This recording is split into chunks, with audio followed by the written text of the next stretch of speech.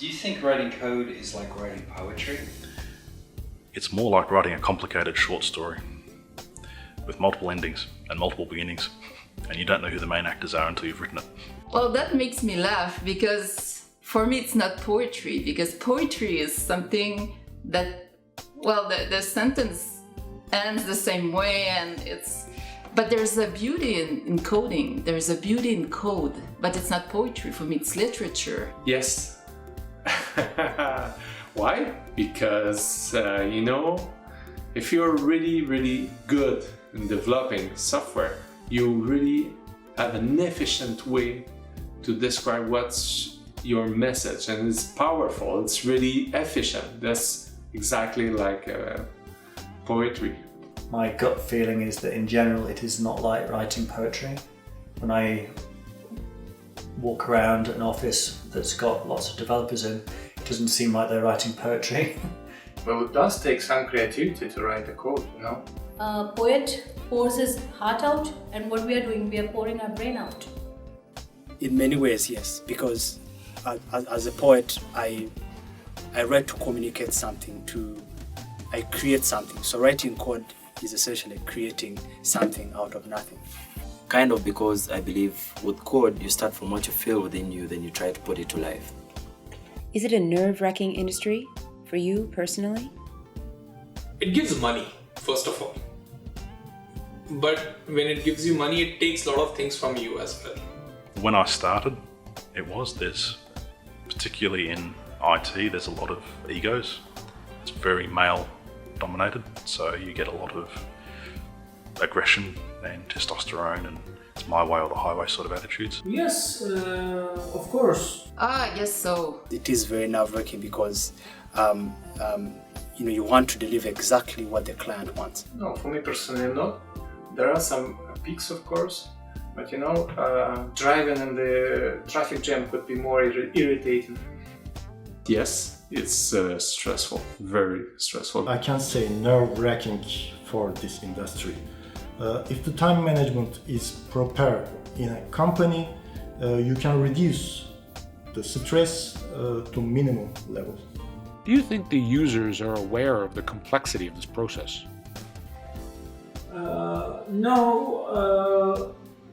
I sometimes, being inside of this industry, lose the sense while I start to use complex softwares.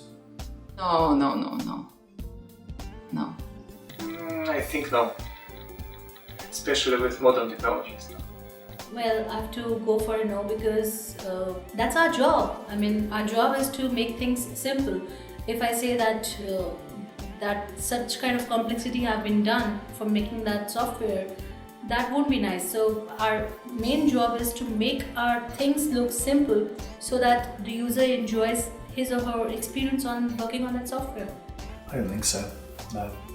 I don't think some of the people that work in the industry are aware of the complexity of the process, to tell you the truth. I think they are when things go wrong. When the program they're using doesn't do what they expect, then the complexity of the software suddenly is apparent. But otherwise, if the program is doing what they expect, then it probably doesn't even worry them at all. They are not, and they don't care, and they are angry at us. I don't think so, because they just see the graphical user interface. What can be done? You just if you were to buy something, say for example, if you want to buy a computer online, you just go there, put into cart, and just pay your credit card, and you will get that. But in the background, what happens to build whatever the site, it takes lot of efforts, lot of people. Is it true that there's a war between testers and developers? I would think so, because testers do not really mind about how much you go through. They only want to, all they mind about is what exactly, they merely look for their own satisfaction. They want what best suits them, rather than how hard or how easy you go through to do that. No, I think there's industries which like to paint this picture of the battle between testers and developers, but really in a stable environment, the testers and the developers are on the same team. I think at certain times in the development process, it can get pretty tense between these two groups. I think it depends where you work. I think it depends of what's the attitude at your work. Every day, in fact every moment, there is always a fight, and it should be, and it's for good. Yes, that's clear. The whole time. Ask me. There's a war between them the whole time. I wouldn't call it a word. I would call it more as miscommunication, because as a developer, there's something I need to do, and if you could have testers and developers communicate better, there would be no war. Never heard of it. What do you think about the omnipresent other category? I think that's really a design deficiency in the interface. The other category is a catch-all for things which people don't expect to be entered into a field or into a form or whatever. Really, forms should try and capture all the information that people can give, not what the programmer expects it to give. So the other category is really the programmer just trying to make a stab as to what someone's going to put into the field. Well, it makes you think, as in, if what you want to choose is not there in the list, then you tell us, as in, what do you want to do in that?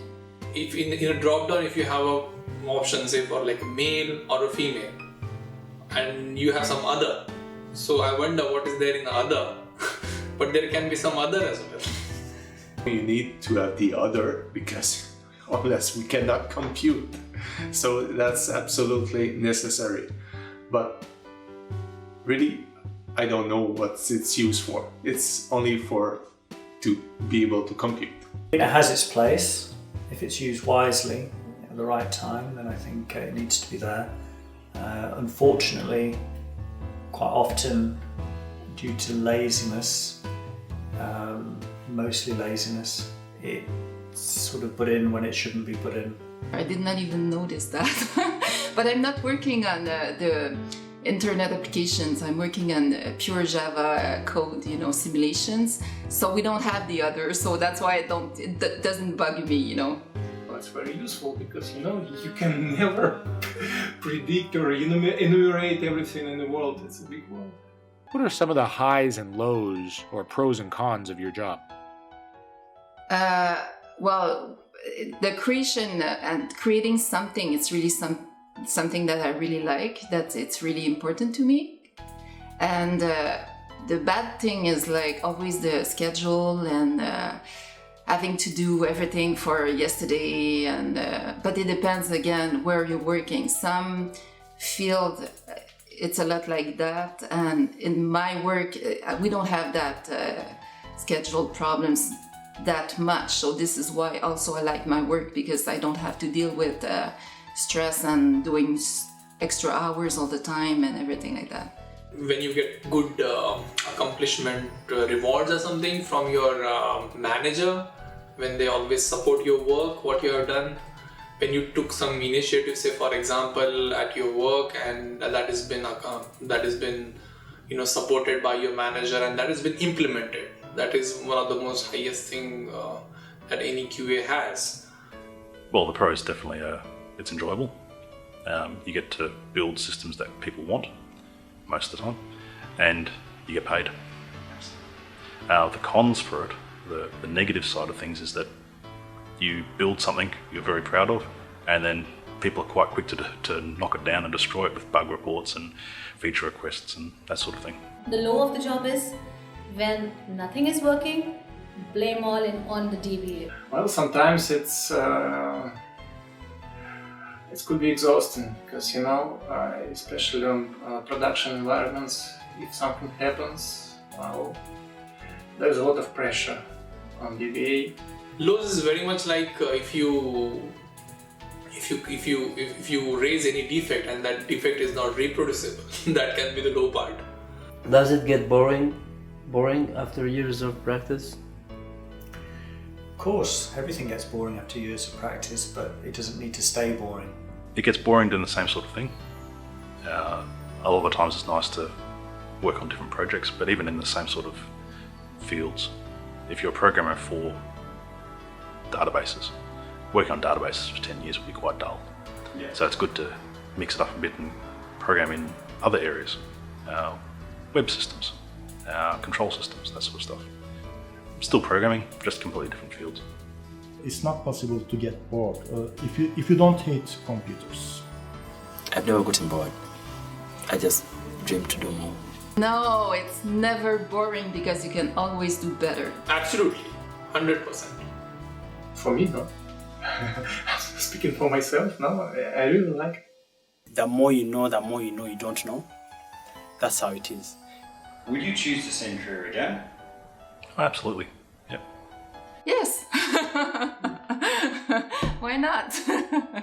But I think at the beginning it was more, at the beginning when the computer came, the first people, it was like if they were God, they kind of can do things with the computer and it appeared like magic.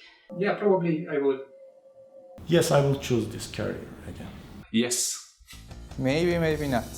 Probably not. No. What is a release note? Or actually, what do you think it is? It's the list of changes a software has from an older version to a newer version. Release notes are generally documents describing changes between the two different versions of the software, like the current version and the previous version. In more complicated examples, they can be a whole chain of release notes for multiple versions of the software.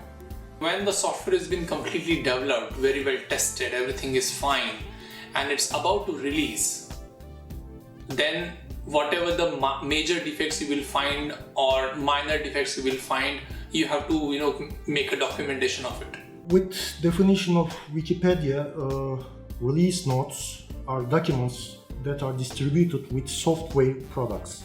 I would describe a release note as a ultrasound you do for your baby. What career other than this would you choose and why? I would choose a career that's needed creativeness, like architecture or engineering, like mechanic or construction.